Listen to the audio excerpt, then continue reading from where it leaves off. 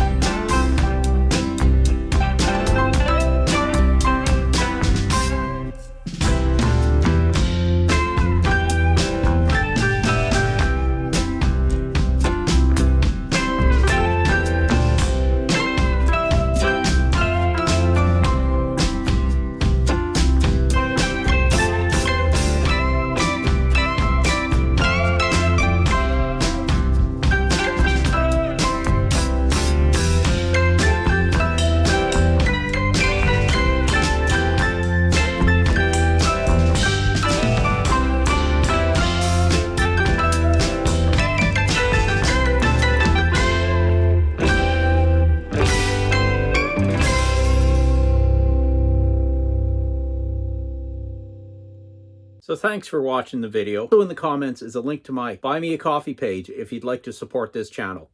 And subscribe to this channel to see what other nonsense I can get up to.